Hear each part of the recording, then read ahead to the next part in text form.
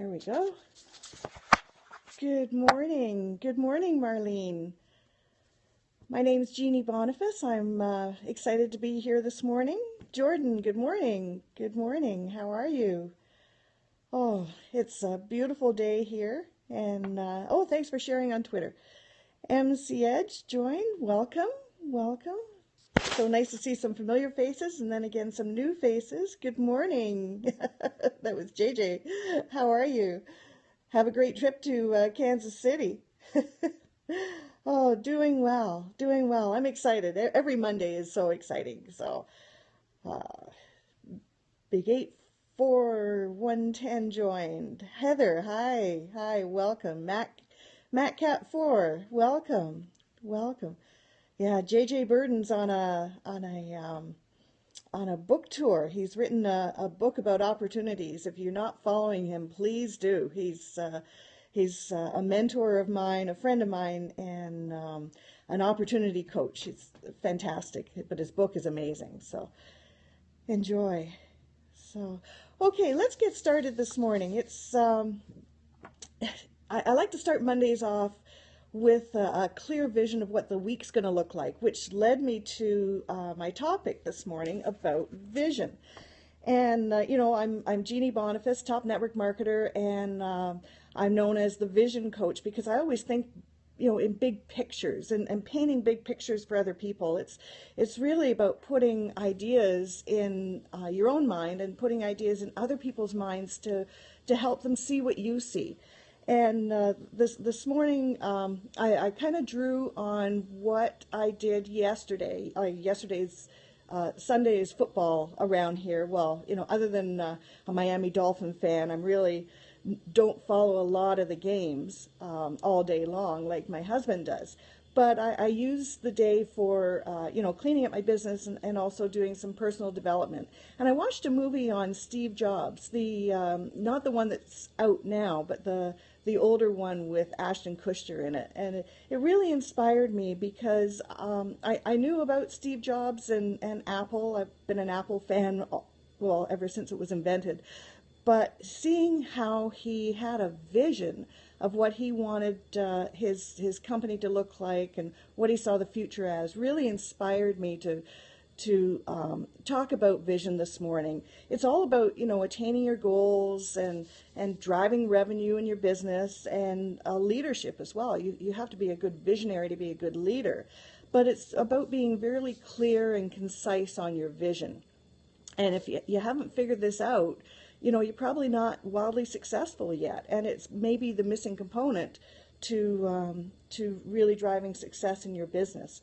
So, okay, so let's talk about this. I started thinking about different conversations I had, and I had a really interesting one actually this morning, and it was about a spice. And he asked me, what's your favorite spice? And I thought, well, I don't have a favorite spice. I think, bigger than that. and when I said, let's talk about recipes, because a recipe is an end result, and you need all kinds of different spices to create those recipes.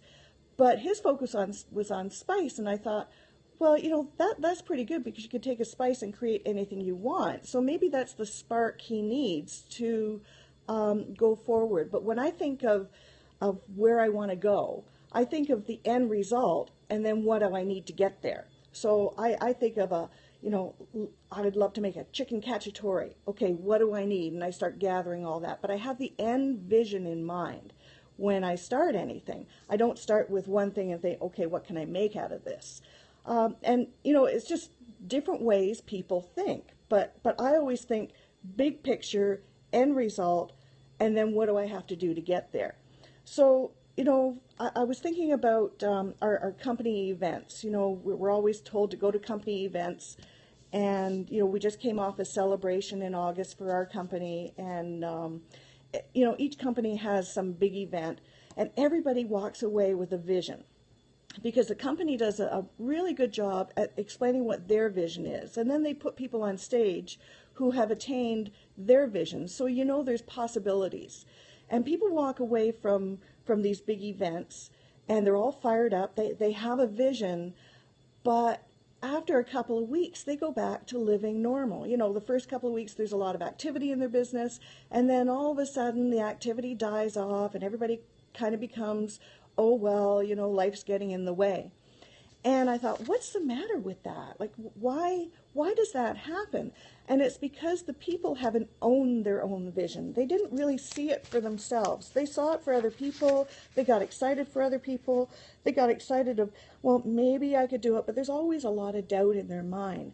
So, you know, creating that big vision of what your life is going to look like 1 year, 2 year, 5 years down the road is really the missing link to most people's successes. And so, you know, I just want to go over what that means. You know, when I was watching the Steve Jobs thing, something came up that back in, what was it, I wrote it down, 1983, there's a recording, it's just popped up over the internet actually, a recording of Steve Jobs, his predictions for the future of what Apple was going to do. And he said, in 1983, Apple's strategy was to put an incredibly great computer in a book that you can carry around with you that you can learn how to use in 20 minutes. He was describing the iPad back in 1983. That's how big his vision was, and he did not stop until he made that a reality. Nobody even had a home computer back then, let alone, you know, think around carrying it around in your purse like a book. So, you know, what's your big vision? When you start thinking about your vision, really future it out. Don't future it to, okay, well, you know, in the next couple of months, I'm going to get a couple of people in my business and really work with them. All I need is just that one superstar, and I'm going to work with them. That's a teeny weeny vision. And teeny weeny visions result in teeny weeny results. So have a great big vision. What is your life going to look like in 5 years from now, in 10 years from now? And, you know, really picture it in detail. When you're creating your vision, you have to start with an idea and, you know, make that idea huge. Make it so big because, you know, if you even come close to attaining that vision, you're probably way farther ahead than you were today. So, you know, start with a vision and then get really clear about it. Start giving it detail. Start, you know, smelling it, tasting it, feeling it, walking around as if this was going to be a reality for you. Act as if you're the president of, you know, Chase Manhattan Bank. Really own that vision that you're going to have. Get clear on it, and then you've got to make the plan. You know, you got to figure out how you're going to do it. Just like when I said a recipe excites me more than an ingredient, the recipe, and then you got to find out how you're going to make it. And, you know, and then act with inspired action, though, you know, with that conversation about the spices. That was inspired action that I could tell you that story. It was the missing piece to my presentation this morning. And, you know, when you're inspired to act, it's a lot stronger than just acting and hoping. You know, when it comes from deep within, that little idea, that little light bulb, that gleam in your eye, that's what really gets you moving. So have your vision, make it really clear, plan it out, and then act on it with inspired action. If you do those steps, your life can change. And, you know, it's worked for me many times. It's working for me again, and it can work for you too. So with that, have a great Monday, get inspired, have a big vision of what your life's going to look like, and then take action. Okay? Love you guys, and I will see you tomorrow at 9 o'clock in the morning. Okay, have a great day. Plan it out. Produce action. Love it. Thanks, Jordan. Take care. See you, JJ. Safe flight. Biggest fan. Ken, hi. Thank you. Thanks. And thanks for all the hearts. I love it. Love it. And if you're joining me on the replay, you know, thank you for joining. Talk to you soon. Bye.